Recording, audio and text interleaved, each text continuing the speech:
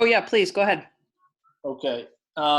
So my goal here today is, I scrambled through a number of topics, but I thought probably the most helpful, I've given a couple talks more towards the senior level, and I think this would be good more to the junior and mid-level resident to try to get a good understanding of how to go through these workups for shoulder. Because I think, the most important thing is to get the diagnosis right. And here's our goals today, to understand and elicit a good history from the patient, the principles of a well-rounded and thorough shoulder exam, and how to transition this into a working diagnosis.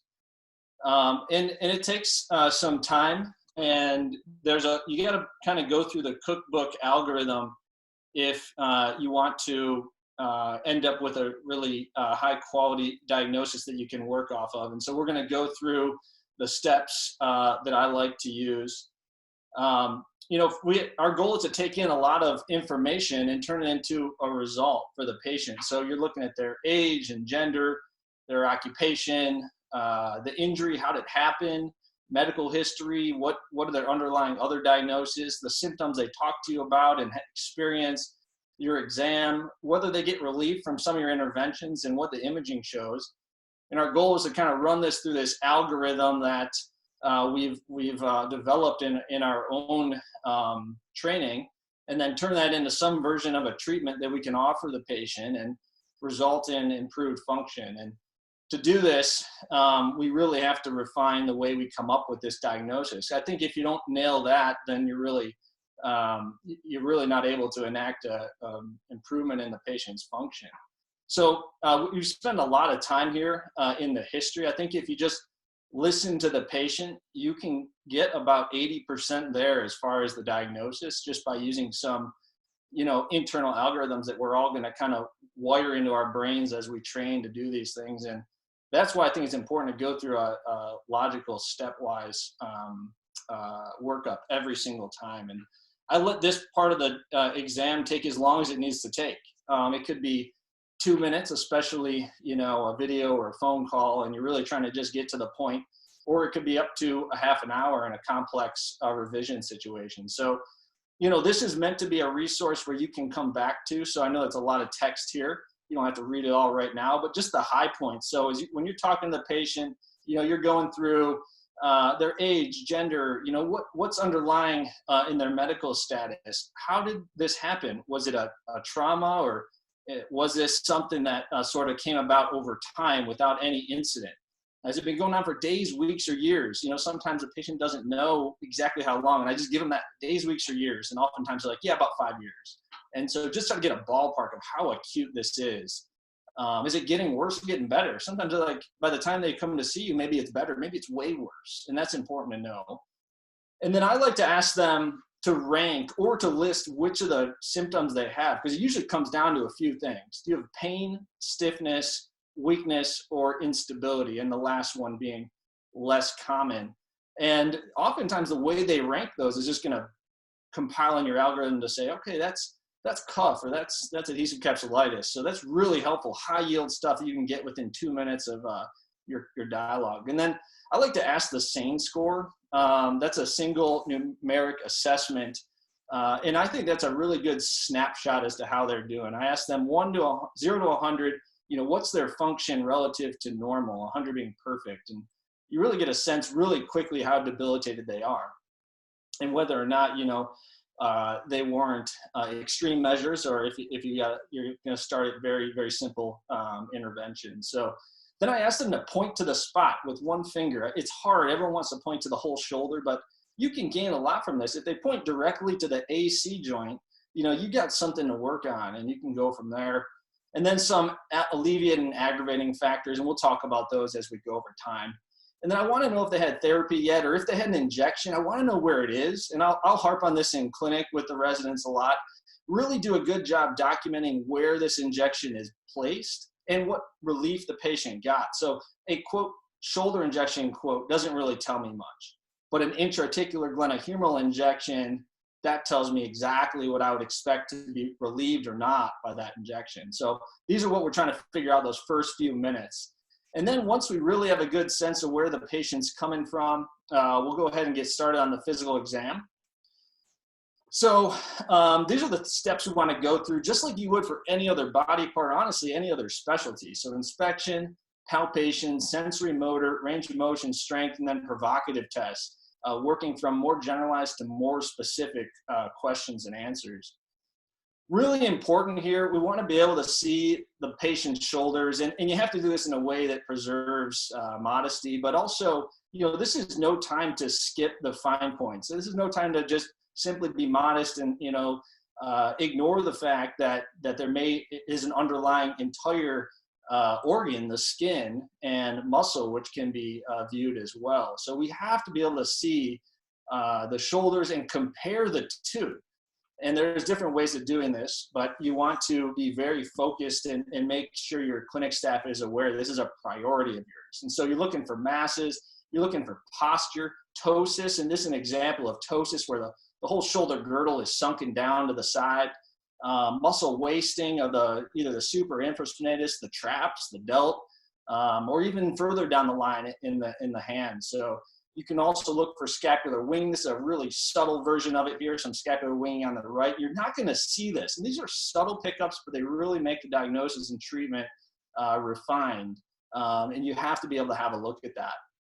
And you always want to give the benefit of the doubt to the patient. This is a patient whose diagnosis, was made just honestly on history and inspection. And this was billed to me by the team as a no big deal.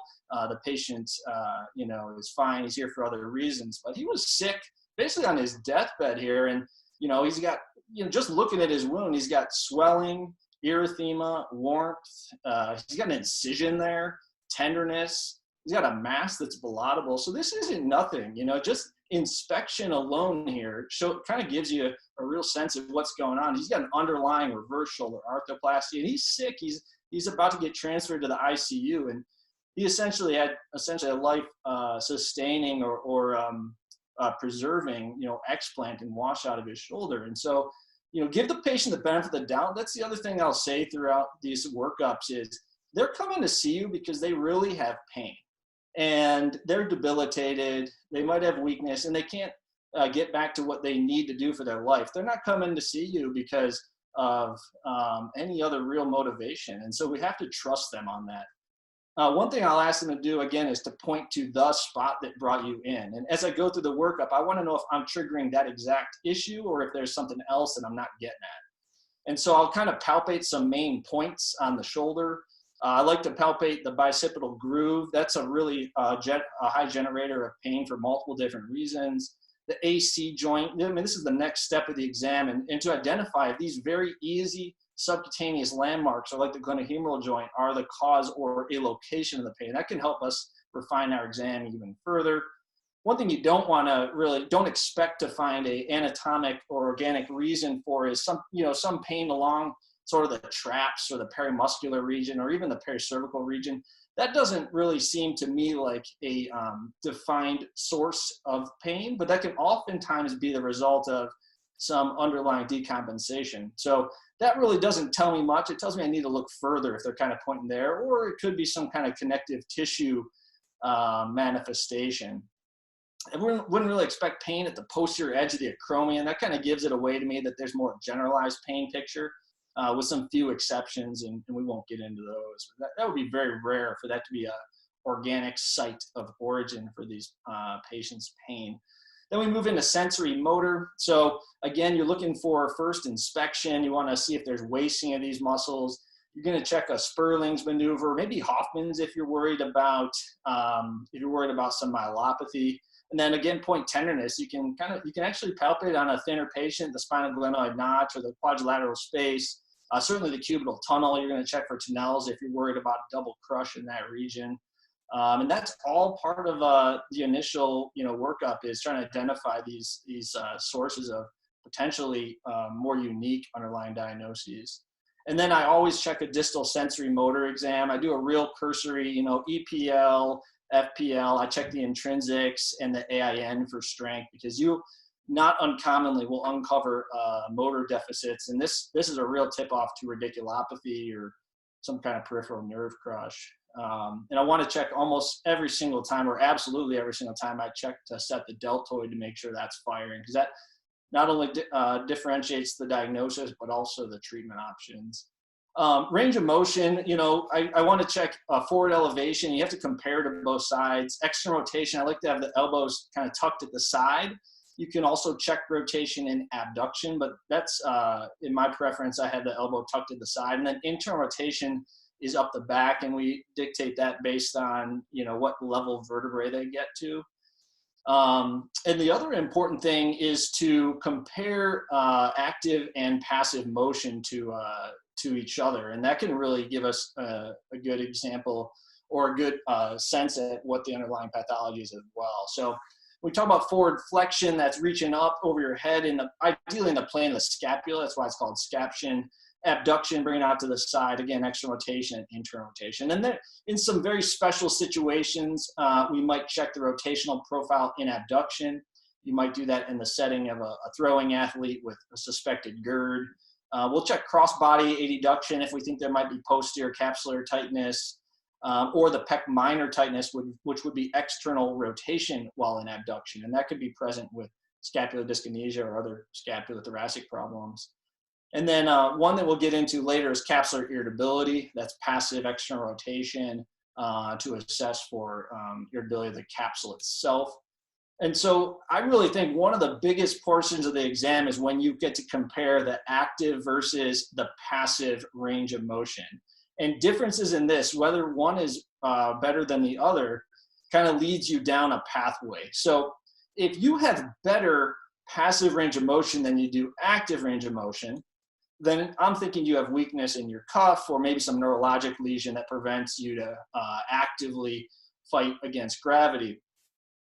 And on the other hand, if you have active greater than passive, sometimes that can be the body's ability to fool us by really throwing in a lot of scapulothoracic substitution. And so that you really want to take care to isolate the scapulothoracic joint when you test passive motion. And I think that's why some of these things start to show up. So you have to test active as just what the patient can do, but passive, you want to stabilize the scapulothoracic joint, and that will tell you what really is present in the glenohumeral joint. And those subtleties can be striking. And functional pain usually limits active motion more than passive. And again, that's like a cuff, right? A cuff, if it's torn and not compromised well, when that patient fires, it is uncontrolled and painful. But if you simply do passive motion, you might be able to easily overcome that and actually improve the patient's motion. And then scapular dyskinesia, we want to check for improvement in their motion after we kind of stabilize their scapula to the chest wall. And we'll show you an example of that later. So really spend a lot of time differentiating these two active and passive motion activities. And this is an example on the right there of what it would take to stabilize the scapula. That's you can also use your hand along the back of the chest wall. And if there's truly scapulothoracic dyskinesia, stabilizing that alone can help their symptoms and their motion. But this is a way to truly isolate motion in the glenohumeral joint, which is really what we're looking at enacting change in. And then we want to check strength. This is the same exact ranges that we're checking motion. You know, looking in forward elevation, we're checking supraspinatus, abduction is deltoid. External rotation with the elbow at the side is checking your infraspinatus. And then there's other specialty tests that we'll get into as well.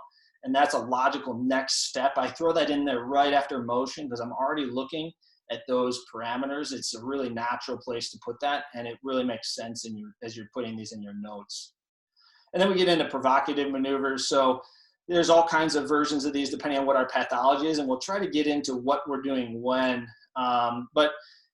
Basically, you know, for biceps type stuff, we're looking at pain that radiates either to the bicipital groove or for slat pain that radiates deep into the joint. And we'll kind of get into how we work these into our exam and show you some examples of these. So this is an example of why, you know, when we're testing the patient's motion, this is an example of why we might want to really take the, you know, disrobe the patient as much as would allow us to see the upper chest wall. But this is a super subtle pickup that really is uncompensated, scapulothoracic dyskinesia. Usually in my clinic, this presents in someone who's got a slap tear that really they've kind of tried to nurse through play on their own, and they've ended up kind of compromising their function like this. And I like to stabilize the scapula to the chest wall, like you see Burkhart doing there on the right. If you do that and you can improve their symptoms and their pain, that tells me that that's highly able to be improved with rehab, really strengthening the periscapular muscles. So this is a huge pickup, and you can really get the patient on the right path just by getting them into therapy as soon as possible on that. As you look into, if you suspect thoracic outlet syndrome, you also want to, consider checking for any kind of compressive lesion. But on physical exam, you're going to look for any kind of sensory changes. I tend to see this in the lower trunk. So the ulnar nerve distribution, T1, and then you're going to do some provocative tests, which we'll show you later as well. So these are all provocative things that you want to add to your exam supplementally, depending on where you're headed. If you're worried about instability, you want to check for generalized ligament laxity. That's the Bateman's criteria. We'll show you an example of what that is later. And then you want to check for anterior instability and posterior instability separately, depending on your suspicion. Again, a lot of these tests are not done every single time, but you're using your trajectory to guide you when to do them. Then we move into imaging. In general, we're going to start off with x-rays. Most of the time, by the time you make it to your clinic, that's going to be highly indicative if not already been obtained. They're a really good screening test. They can show you anything from tumor to fractures to arthritis, and essentially a normal x-ray is just as helpful for me as it is a pathologic x-ray, because it just narrows down your diagnosis so profoundly, so quickly. We want to get 3 separate images. We used to get a 4-view trauma series, but I think the 3-view just makes a lot more sense. So the first one is kind of directly on foss down the glenohumeral joint, orthogonal to the plane of the scapula, called a Gracie view. The example there is a little bit off, but you get the idea. You want to see right down the pike. A Y view is orthogonal to that, again, 30 degrees off the axis of the chest wall, in line with the axis of the scapula. And you should see exactly a Y made up by the scapular spine, the coracoid, and the scapular neck. And then the axillary view is from underneath to look for glenohumeral instability or bony changes within the glenoid face. Next, we may consider an MRI. An MRI is a really good confirmatory test, especially looking at the soft tissues, as you guys know. It shows us a really good view of the rotator cuff, and let's admit the vast majority of the time we're getting this. That's a major concern of ours, and these are the 3 views I interrogate the most when looking at a rotator cuff. On the top left there is the T2 coronal, right? That T2 is showing us pathology. So it's a fluid weighted image. And so you can see that the supraspinatus here is torn and slightly retracted. Then I'll look at the axial view. So the axial view on T2 will show us the teres minor in the back, and it will show us the subscap in the front. It will also show us the bicipital groove. And of course, both those views have a good shot at the glenohumeral joint cartilage as well, which in these cases are intact. And then I like to look at the T1 sagittal, which shows us the muscle/fat content ratio of the rotator cuff tendons. There are other reasons to look at different signals. We'll go through them throughout here, but MRI is really good at showing us the cuff and the tendons. It's also good at showing us muscle characteristics. This is some pretty subtle stuff that you can pick up. So this is an example up here is what an acute tear might look like, where we have the supraspinatus and the infraspinatus. The supraspinatus has this perimuscular edema around it, which shows us an acute tear. And then the infraspinatus actually has a little signal around it and within it, which tells us there may be some neurologic component to the suprascapular nerve being kind of kinked when it's stressed around the suprascapular notch. And then this is an example of acute denervation, even more profound than what you see above. And that's where you have signal throughout the entire infraspinatus here, and that tells us there's an acute suprascapular nerve lesion there. So really subtle stuff can be picked up. Oftentimes we're looking at muscle characteristics, as I alluded to before. This is again a T1 sagittal. You're seeing supraspinatus atrophy, right? It's probably 50% or less the muscle bulk that it ought to be.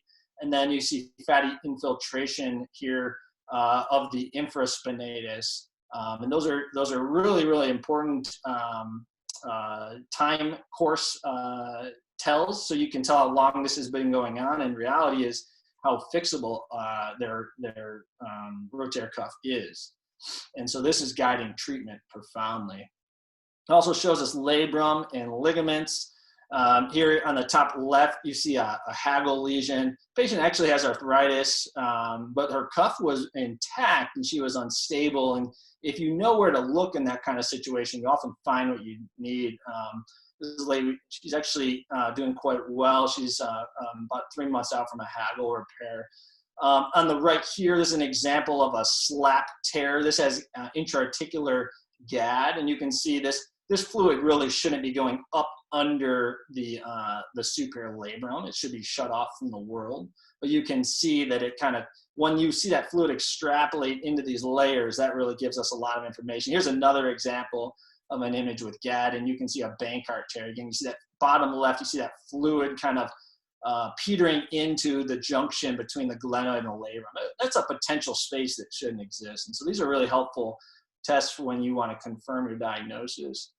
You also can look for fluid and cysts. This is an example of a perilabral cyst right along the spinal glenoid notch. Interestingly, you also see, again, some muscular edema. Okay, this is an acute injury to the suprascapular nerve, and you have edema in the infraspinatus. As you plan, your surgery, this can be really helpful. This tells me how much, this is an example of an axial view on an MRI, and now you can see that, this humeral joint with a profound arthritis is, over 70% sublux posteriorly. There's a very subtle biconcavity. So these are really helpful for dictating your interventions and how to do that. And here's an example of using CT to do the same, which is becoming more common. This is good for fractures, bone loss, or preoperative planning in the arthroplasty setting. And as we get into workup, these are kind of ancillary tests. And of course, you want to have an understanding when you want to use inflammatory markers and rheumatologic tests or referrals for that matter. Injections I found really, really, really helpful for making these diagnoses. So the question is, how much relief do they get from very specific interventions? And that can oftentimes really confirm your diagnosis. The other thing is an injection can accelerate, a patient's ability to work with therapy. And those are the two big reasons I use them. So both to confirm the diagnosis and to enact treatment. So also you want to have available EMG or cervical imaging and phone a friend. I send a lot of patients to neurosurgery, hand surgery, PM&R, et cetera. So if we run all this through the algorithm, our goal is to come up with a diagnosis. And so our goal is to go from, where we are on the left, which is just patient coming in with shoulder pain, to where we are on the right. So, we are ready to enact change, whether that's with physical therapy, injections, surgery, or reassurance alone. We want to really refine the diagnosis. I really hate the diagnosis of shoulder pain. I pretty much detest impingement or bursitis. Cuff disease, I kind of feel like at least I'm in the wheelhouse. And when I get to like a really refined diagnosis on the right, I think we have a smoking gun that, we can go after. And so the key is to put it all together and somehow on the other end come out with our result. I like to use the buckets. So this is like the bucket challenge. I ask residents to really put a stamp on their diagnosis by the time we're done talking and meeting the patient. Don't just kind of peter out with what you think it is, but put a stamp on it. Sometimes there are multiple of things that we're diagnosing in one visit. Yeah, I get it. Some people have rotator cuff and biceps and AC joint overlaps, but reality is, what is it? It's rotator cuff pathology in that kind of situation. And so we want to put a stamp on it. That way we can take the next step. And that's the hard part as a resident, to kind of put an exclamation mark. And I just urge you guys to do that. You'll learn a lot by taking that leap of faith, and you'll really do your patients service as you get into treating them on your own. So let's go through some examples. I want to try to get through this if I can on time here, but I've kind of separated the buckets, and we'll kind of show you what we're looking for with each one. You want to kind of form these pods of symptomatology and put them together into diagnoses. So rotator cuff, what are we thinking? We're thinking like middle age, usually insidious onset, but don't forget it could be traumatic. In a dislocation over the age of 45, you want to think rotator cuff. Under 45, you want to think Bankart, labrum, or glenoid pathology. Symptoms, most of these patients, and this has been shown in a lot of studies, they're really coming in for pain.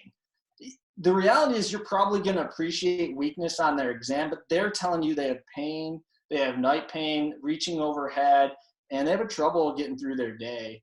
And oftentimes they'll point to the deltoid. I've found that when you take these patients to the OR, there's often these bands from the cuff to the deltoid. I think that's what results in that pain, but they won't necessarily point to where you expect their rotator cuff to be. And then you go ahead and inspect. They're going to have atrophy of the superinfraspinatus on the left. On the right, you can see a guy who recently came and saw me, and he's a really fit guy, but it doesn't matter how strong you are. Unfortunately, if you don't have the basic rotator cuff intact, especially the anterior and superior cuff or the coracohumeral ligament or coracoacromial ligament, you can have decompensation to the point that you really have pseudoparalysis. And this is his humeral head kind of shooting out the front of his shoulder. And that's completely dysfunctional. And so these are things you can pick up just by looking at the patient. You're not going to see it with their shirt on. The other thing I always check is the deltoid function. You want to ask the patient to set the deltoid. Just pinch it between your fingertips there and just let them push their elbow out against you. And that'll really help show if that's firing. That's huge if you're considering an intervention that mandates axillary nerve function, or honestly prognosticating and identifying axillary nerve palsies is huge, because that needs to be incorporated in their rehab. You're going to check range of motion. Again, active range of motion is usually decreased. If it's early cuff disease, like a medium size or even a massive tear that's acute, we expect their range of motion to be preserved passively. And what's interesting, if you take their arm and you elevate it for them, so good passive forward elevation where they relax, it actually doesn't hurt. But if you go to have them do it on their own, that dysfunction is painful. And the lag is the difference between the active and passive motion. On the right-hand side there, you would see the result of a large anterior superior cuff tear. That's a weakness in external rotation, abduction, which could be your teres minor, or on the right side is a hornblower sign where they have to abduct their shoulder to get it up to their mouth instead of externally rotating, that don't have that strength. When we test their strength, we're usually doing grades 0 through 5. I just remember that 3 is anti-gravity, 5 is full. You kind of get it from there. 1 is a flicker, and that usually the ones in between kind of fill in the gaps. So I'll always check supraspinatus. I kind of put the shoulder up into forward elevation, the plane of the scapula, and I have them point their thumbs to the ground. I check strength resisting me up. Infraspinatus, again with the elbow at the side. And that's oftentimes those are the 2 that you would expect to be weak in a standard suprainfraspinatus tear. Next, we move on to subscap, the bear hug, the belly press, and the lift off. And I use all 3 of those because you absolutely don't want to miss a subscap tear. And they're each testing different areas of that muscle. And again, looking at teres minor, here's an example of a hornblower sign, which is where they just lack active external rotation abduction, or a hornblower's test where we're testing that strength. This is something you don't want to proceed to like a reverse shoulder arthroplasty without testing this strength, because that indicates whether a lat transfer might be necessary in that particular patient. Here's an example of a belly press patient who has a complete subscap ruptures on both sides and really cannot actively push into his belly to push his elbows out from his body. And so he's trying as hard as he can and just can't do that. More subtle example, which you might see on the right, is a positive test on the patient's right, and I usually call it an abnormal test because that's usually the more articulate way of demonstrating your note, and a normal belly press there on the patient's left wrist. I then check more provocative tests for the rotator cuff. So these are trying to simulate impingement, if you believe in that term, but patients with rotator cuff disease do have overhead pain, and this is trying to mimic that, especially in situations where it's a partial tear, or we're really trying to diagnose something more subtle than what we're talking about in the last test. And Job's test, you just kind of have them bring their arms out in the scaption and internal rotation and lift it up. And if they're really symptomatic there, they're not going to be able to do it, at least without a wince. Near's test is more passive, where you're trying to abut the greater tuberosity against the acromion. And the Hawkins test really is designed to provide the amount of apprehension you see on that character's face there. If you go ahead and abduct and passively internal rotate, again, you're trying to get that tuberosity to hit up against the acromion and see if that's the spot of their symptoms.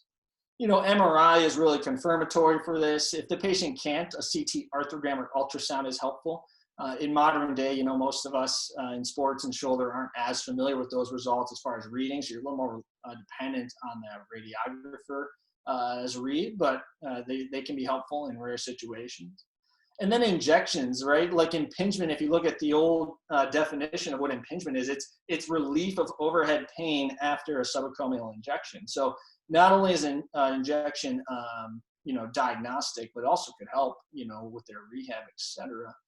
I also when I look at the therapeutic and diagnostic purposes of injections, I want to be very specific. A lot of times, we're talking about impingement, bursal-sided, subacromial-sided inflammation, where they have a bursal-sided partial tear.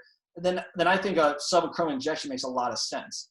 On the other hand, if these are patients who have biceps disease and have more of a pasta articular-sided tear, a glenohumeral injection makes a lot of sense. And most importantly is understanding if it helped the patient. Physical therapy is your next go-to, and that's a response, or patients will respond to that the vast majority of the time for these smaller, less debilitating cuff tears. So how about the biceps or slap tear? This is somewhat of an epidemic these days with CrossFit, etc. But this is you're looking at a little bit different age range, right? You're thinking, 20s to 20 to 50, real active patients, really putting the eccentric load of the biceps to the test, kettlebells, pull-ups, oftentimes people doing military press, really not physiologic motions that the body is designed to do. And oftentimes they're experiencing debilitating pain. This is not the category of patients you expect a cuff tear. And so when they're coming in, the first thing I'm thinking, well, maybe it's biceps, and you want to verify that with your diet, with your workup. They'll oftentimes, for bicipital groove pain, they'll point to the groove. If it's more of a slap tear, they might point to the bicipital groove, or they might say it hurts deep in the shoulder, and they really can't describe it any more directly than that. The symptoms, they tend to have pain with reaching. I think a lot of times they'll describe if they were to reach behind them in the car, if they had to reach to the back seat. Oftentimes reaching, I've been surprised how many patients have pain reaching up the back. If they go to reach their mid-back, they really are debilitated by that. And so that can kind of give you a sense. I really notice a huge association with scapular dyskinesia and thoracic outlet syndrome in these patients. So oftentimes, I look at it as this cycle, and this is, the more I look for it, the more I see it in these younger patients. They get these slap tears, and then they kind of use their shoulder in a kind of dysfunctional pattern to get through their work or their workouts.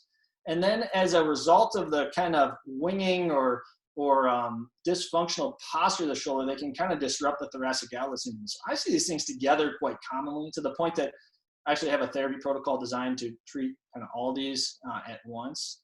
But oftentimes you have to kind of identify the source, and it's usually one of the three things, and oftentimes it's a slap tear that starts it, but you have to address them all at once. You don't want to really miss this because if not rehabbed appropriately, you'll never really get it right. And so that's all I'll say about that. This is what it might look at. Again, the left side, you see some subtle winging. In the middle, you see some more subtle dyskinesia. Dyskinesia is more of a functional thing where your winging is static. And then on the right side is a more profound scapular dyskinesia, oftentimes what you might think of with a connective tissue disorder, or this is more of a multi-directional instability situation, etc. Here's an example of someone I saw not too long ago. If you look at their left-sided image, again, you have to undress the patient to see this stuff, okay? It's not gonna show up if you just see them and order an MRI. But this is a patient actually had a cancer treatment not too long ago. If you look really closely, he's got a little incision on the lateral portion of his neck, right on his traps. And he's got this medial scapular winging, and he came for shoulder pain. He didn't come for medial scapular winging. Okay, so until he came to clinic and you undressed him, that's all it was. But now we think it's more of a functional deficit with the periscapular muscles, and indeed he had a cranial nerve 11 palsy related to the dissection associated with his lymph node dissection for cancer. And that actually has been diagnosed on EMG and is recovering. The nerve itself is in continuity, but it's important to at least let the patient leave your office with a diagnosis, even if you don't have a specific intervention. For thoracic outlet syndrome, we're going to do a good neurologic exam. Again, I really see this in the lower trunk, like T1, looking at the intrinsic sensation and strength. Look for trophic changes or wasting and vascular changes with provocative maneuvers. These are my go-to tests. So a Wright's test, these are all just ways to shut down the thoracic outlet and see if it disrupts the pulse. So the Wright's test, you're gonna have them look to the contralateral side as you abduct and extend. You're feeling for a loss in pulse. The Adson test, you're gonna do the same thing, looking towards the side of injury and then taking a deep breath. And the Roos test, I found really sensitive, is you bring the arms out in abduction, you repeatedly grip and release. And the patient's disability or inability to continue that for 3 minutes is what's noted as positive. And that, or they'll develop sensory changes. And so if you notice that, and you can improve them with therapy, then you're good. If on the other hand, it's a mass effect, you have to diagnose that either as a first rib, accessory cervical rib or some other mass effect. Range of motion is pretty normal usually in slap tears. Their strength is pretty good, except for if you have something like a perilabral cyst or if they have some associated cuff disease. And the ways of diagnosis, we use the speeds test where you forward elevate the arm in supination and you resist. And the uppercut. I use both these to kind of identify more bicipital groove pain. And then I'll use the O'Brien's test is a really good test for superior labral pathology, also called the active compression test, where you adduct a few degrees and you internally rotate and forward elevate and you resist elevation.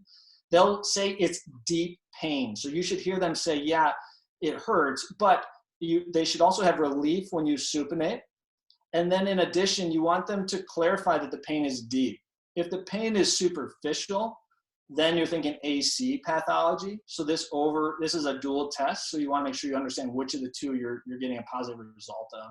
And then I found the Mayo shear or technically the dynamic labral shear test, where you bring the arm out into extension, abduction, you load the joint by axial load on the humerus, and then you bring it down from elevation to the adduction. You will get a clunk if they have a dramatic labral tear. And it's really rare, but it's really specific when it happens. And if you read in the sports world about the peel back maneuver that Burkhardt invented, I think it's mimicking the peel back maneuver. And their patients will really have a really bad sensation when that happens. It's really confirmatory of a really bad labral tear, like the one you see on the right. So MRI, I found this to be really insensitive and really inspecific. I think, I don't know, half the time I think there's a labral tear there, functionally there's not, and half the time vice versa.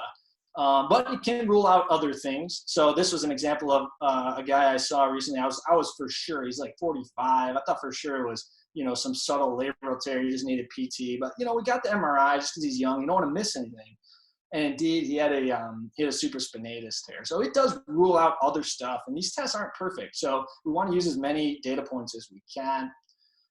Injections can be confirmatory and also highly therapeutic. I tell my patients it's the 1-2 punch. I'd say probably 95% of patients with isolated SLAP disease in my clinic get by without surgery. And so the 1-2 punch is physical therapy and PT with an injection, and most respond to 1 or maybe 2. I don't do more than 2 injections for these patients. This is the type of shoulder blade squeeze. I had them start with me in clinic that day, and that can really control the scapula. Instability, so some tidbits on that. This tends to be in your, traumatically in your younger patient, but also it can occur at any age beyond maturity. Most are anterior, and we think a traumatic, the TUBS acronym, I don't know if you guys still use that, but traumatic unilateral Bankart surgery. Not necessarily, but more likely they might need an intervention. Atraumatic or AMBRI, if you guys still use the acronym, you're thinking ligamentous laxity, multi-directional instability, and surgery is sort of way lower on your priority as you really want to rehab those patients. As far as family history, you want to ask about early cardiac death, connective tissue disorders. On symptoms, you're going to ask about those same connective tissue symptoms. Do you have easy bruisability, et cetera, et cetera. And when you look at instability patients, the anterior instability patients, they tend to either be able to quickly rehab and get back to life, or they have this sort of apprehension instability of recurrent instability. Whereas the posterior unstable patients, it's way more subtle. And oftentimes they're just complaining about pain, and you kind of got to elicit it much more specifically in your exam. So you want to make sure you don't miss any generalized ligamentous laxity, especially in these instability patients. This can be a reason alone for pain. And so also you can really save someone's life with this kind of thing. I had a patient recently who had an unstable elbow that just didn't make sense. It was a simple dislocation, and we had to do a LUCL reconstruction, but I put her through these tests, and she had way more than 4 identifying factors. And she ended up, unfortunately, having Ehlers-Danlos. And, the good news is you can get them to the right team to help them kind of avoid any as much morbidity as possible. But it is our job to screen for this stuff. And also, a lot of these patients, you don't really want to offer surgery if you can rehab them through, because that tends to be the underlying treatment. Acutely, you want to evaluate the plexus. It's really common to see axillary nerve palsy, radial nerve palsy, muscularis nerve. And what I say to the residents is the most important thing is just to put a stamp on that palsy in their chart, right? They don't just have a dislocation. They have a dislocation with a radial nerve palsy, because now you're sending them to OT, cock up wrist brace. You're working on passive range of motion. So when their palsies do come back, they're not left with this stiff joint with CRPS, et cetera. They have a supple joint that they can then either rehab or have another intervention on that's of value. So you have to identify those as much as possible. And then again, you want to look at strength. In a young patient, you're much less likely to find a cuff tear. Over 45, you want to really rule that out. These are maneuvers we're going to use. So anterior instability, the apprehension is kind of the standard. I like to have them supine. It helps relax their body and allows you access to the back of the shoulder, so you can provide this anterior, posterior to anterior directed force. And if you look at the patient's, face there, that's what you expect to see, right? They're not going to say ow, but they're not going to like you when you bring in the extension, abduction, axial rotation, especially as you add that P to A force. And then if you go ahead and you put your hand on the front of their shoulder and you reduce it, or the Job's relocation test, they should say thank you. And that's pretty, sensitive and specific for, persistent instability. You don't want to do that day 1, right? If they're in your office 2 weeks or 1 week after a dislocation, you don't have to do that. But we're talking 6 weeks, 12 weeks after some rehab, where are they at? That gives you a good sense. The load and shift, this is a good one if the patient's comfortable. Again, another reason to be supine on the table. And you can just pull a gentle longitudinal traction, and with your other hand, you kind of just try to shift the glenoid up over the rim. Oftentimes they won't like that. You really get one shot, just like the knee with a pivot shift. You get one shot, and so I kind of sneak up on them with this one a little bit. That way I can get a better sense than if I have them all revved up. And then the posterior instability, again, this is really subtle, but I call it, the jerk test is the technical name, but I call it the Kim's test in clinic because I don't want to offend anyone. But really, you're just trying to bring the arm into forward elevation, internal rotation, and push A to P. You're trying to shear the head out the back, and it won't usually come out the back. You're not going to experience that. They'll have pain, and that's what they will not like that, and that's positive for a posterior labral tear. This is an example of a load and shift in the operating room. Again, just a little longitudinal traction and then milking the head out the front. That's grade 3. This is an example of a subtle Bankart you would find on CT. You just see that imaging contrast sneaking in under the labrum. And these are the type of patients that if they needed surgery would have an arthroscopic repair. This is a much bigger injury, a patient of mine who had a big bony lesion that was chronic. And so a CT may be necessary to further categorize the bone loss. This is an example of a posterior bony Bankart. This is a guy who drives like one of those giant excavator trucks, and he got his arm kind of ripped from his, almost ripped off as he was coming down on a hill. And he had a posterior Bankart. You can see a posterior load and shift in this case is unstable, and that was amenable to repair. Going further down the line, we're on the home stretch here. Frozen shoulder adhesive capsulitis. It's way more common than any of us want it to be. These patients are really debilitated, and oftentimes it's a subtle diagnosis. It's way more subtle than I appreciated in training. So, it does help to have a categorized, idea of what that patient might look like coming in. You can get your senses up. So they tend to be middle-aged, female.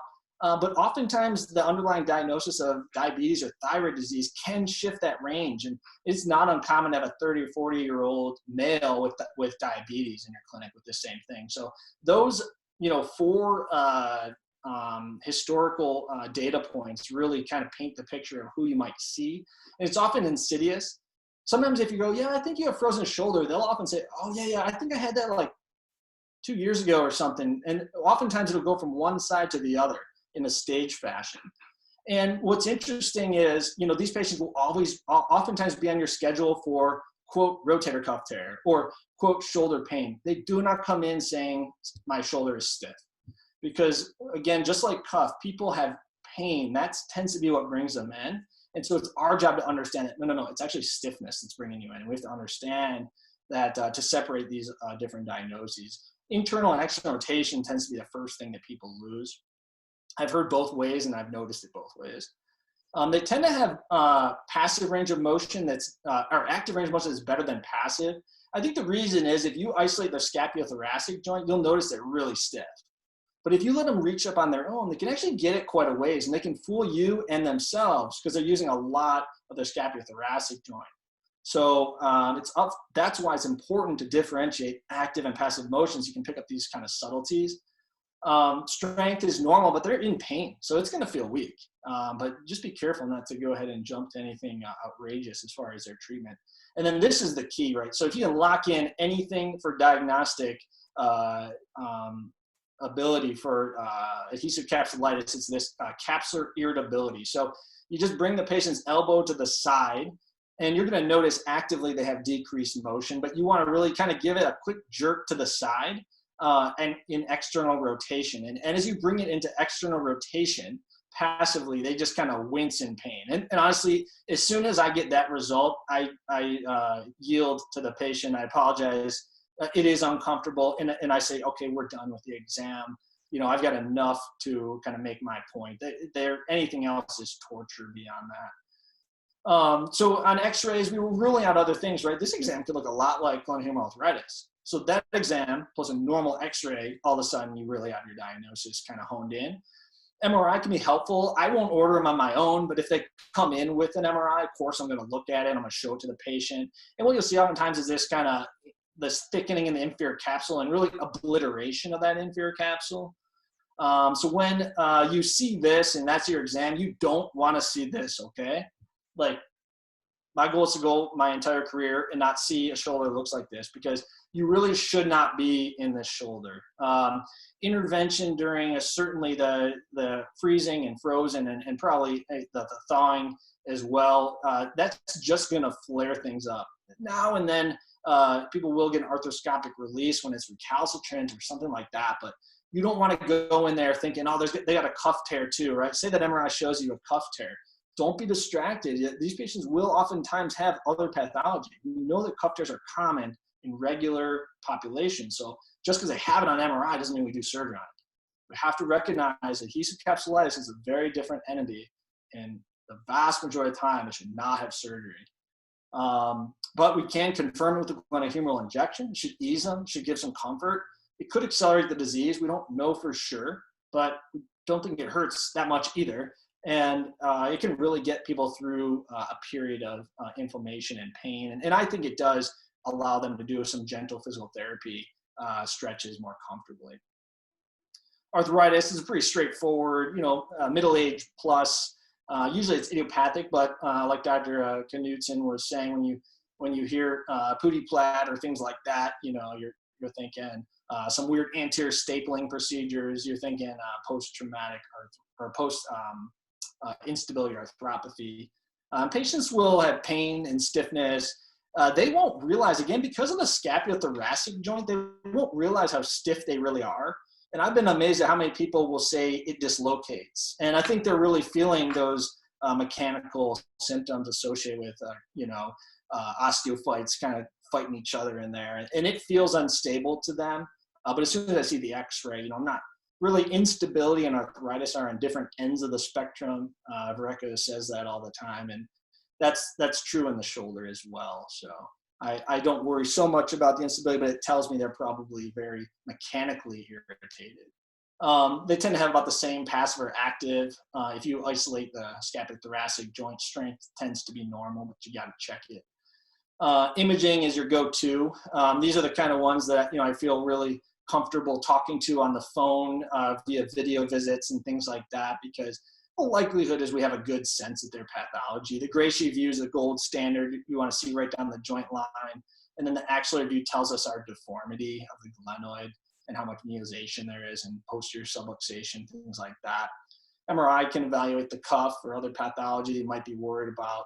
And the CT is sort of the gold standard for preoperative planning if it looks like a complex case. Oftentimes patients will point to the joint line as their pain source, and I'll do glenohumeral injections for as long as the patient thinks they're of value. I tend to inject through the front. I think the rotator interval is a little bit more easy to access and a little bit more subcutaneous, but either one's fine. And mostly it confirms a diagnosis and also gives them some time. AC joint, I like this one because if you ask it, the first step of the visit, when you say, hey, point to the spot that bothers you, and they point to the AC joint, I'm like, oh, that's nice. Because you're really zoned in already. They tend to point right there to the top of the shoulder. They may acknowledge that it bothers them with a backpack or bra strap or something like that. Oftentimes you'll see this in weightlifters, or if you ask them, they're like, oh yeah, I used to be a heavy bodybuilder, even though they might not be anymore. That's pretty common. How do you diagnose it? So the O'Brien's test, like we were saying, the active compression test, this will load the AC joint. So you have to be careful to ask the patient where it hurts, and they'll say superficial, and you'll ask them to point to the AC joint, and they'll agree that that's the spot. Pain with cross-body adduction, I'll kind of put my hand there just like the examiner does, and that will kind of help show me or reaffirm that that's the spot the patient has pain. And then I like to use this Poxinos test. This is more for subtle type 4 instability. So those like type 3 AC joints that really shouldn't be painful after 3 or 6 months, and the patient is debilitated. I check for this posterior instability. The thumb goes on the scapular spine, and the index finger, I use all the 4 fingers. I put those on the clavicle laterally. And if I can get the clavicle to shift and that causes pain, I think that's the clavicle kind of hitting against the scapular spine. And those patients are really uncomfortable.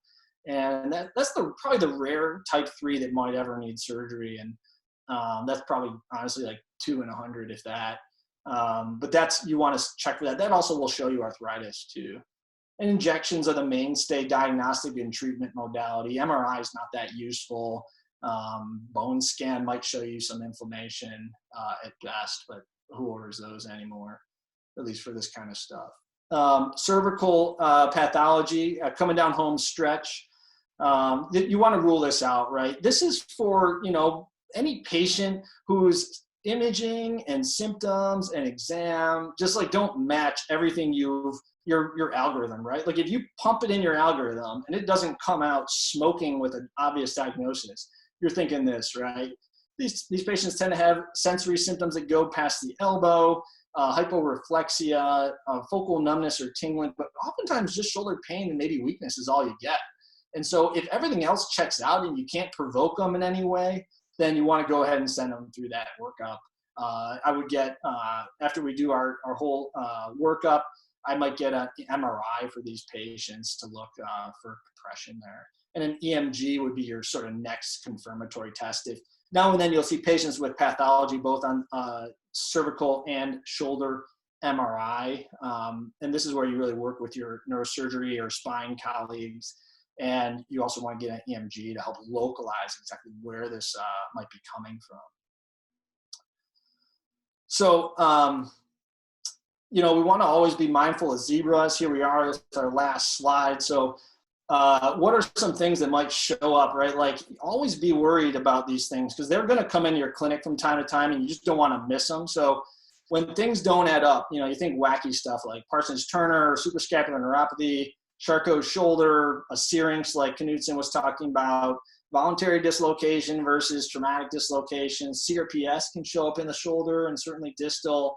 Tumor doesn't come across our plates infrequently. C. acnes, especially in revision situations, you want to understand if that's at play, and even weird stuff like metal allergies. So the point is, do your best to come up with a diagnosis, phone a friend when you need to, use every sense at your fingertips, and don't be afraid to kind of explore some of these more rare options if the shoe doesn't fit. And so don't let people leave your clinic without at least a working diagnosis or several, because that will help you kind of get to that next level in your patient evaluation. So that's all I got.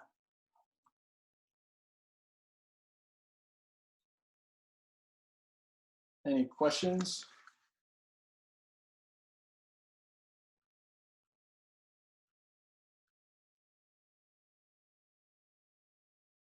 Hello?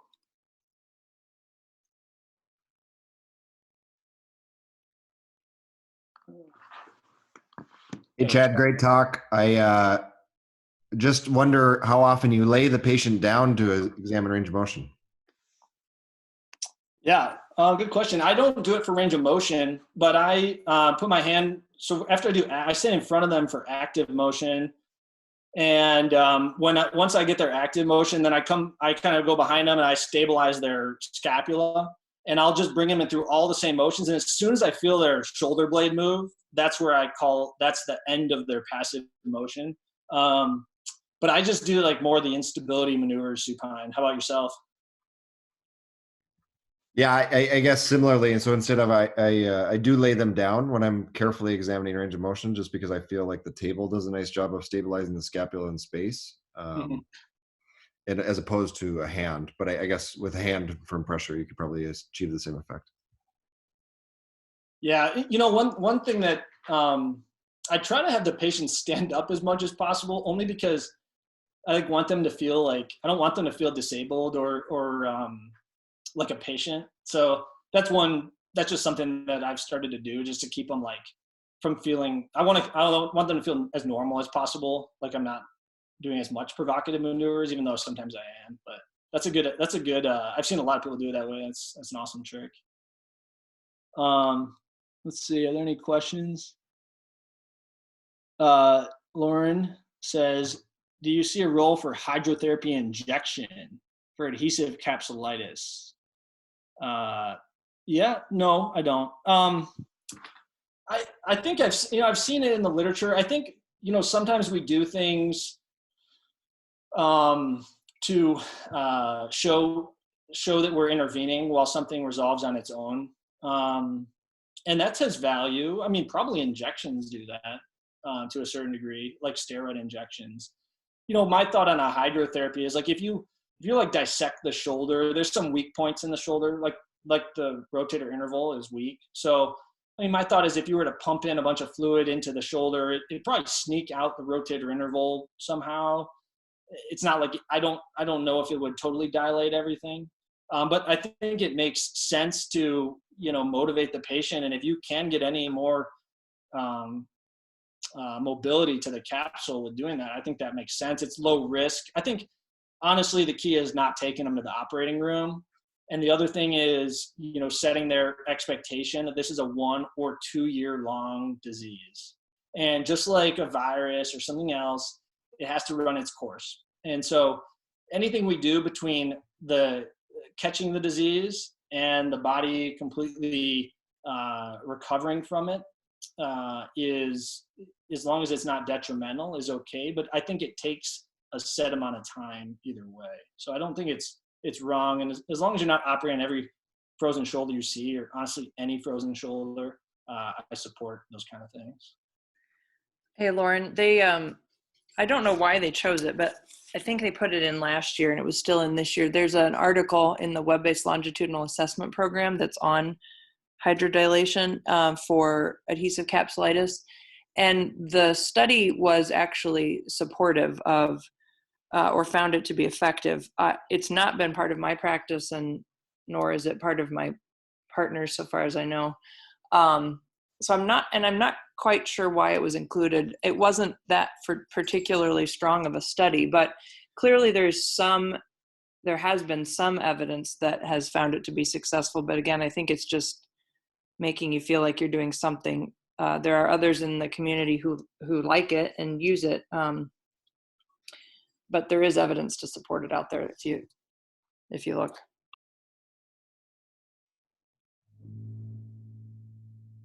And also, so you guys know, actually we posted, I put all the web-based longitudinal assessment articles in the Dropbox that Gudrun created. It's where I think you guys all have access to that. So every single article that is in the AAOS or ABOS longitudinal assessment program is in there for your review if you want.